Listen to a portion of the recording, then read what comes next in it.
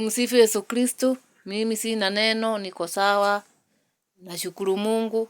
Na wewe pia pale huko umeshukuru Mungu sababu ya baraka zake.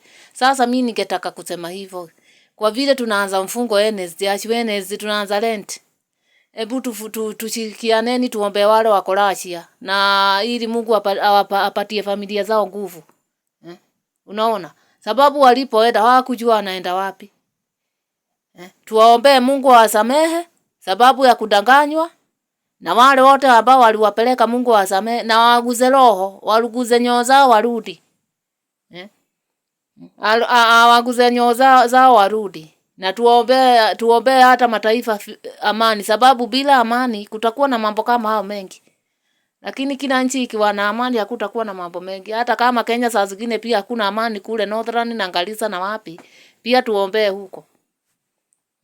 Unaona? Tushirikiane na wale wote watu wao wako huko Russia, na wengine hata wale wamefunguka, hata wale wamefungikia nchi za nje hawezi fika nyumbani sababu ya mashida tofauti kama kukosa pesa, kukosa visa, kukosa nini.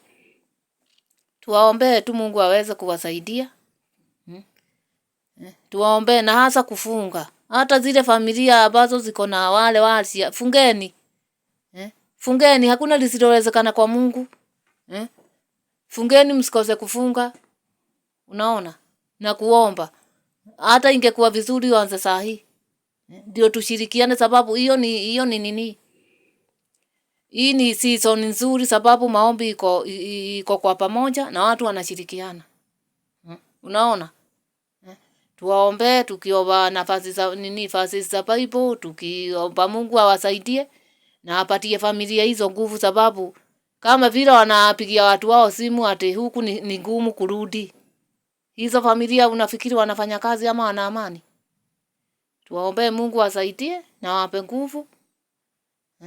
Na nchi yetu ya Kenya isiwe na ufisadi wa kupeleka watu hivi bila watu kujua vile wanapelekwa wapi. Unaona? Haya, sina mengi, ni hiyo tu nauliza ndio tuwaombe. Thanks.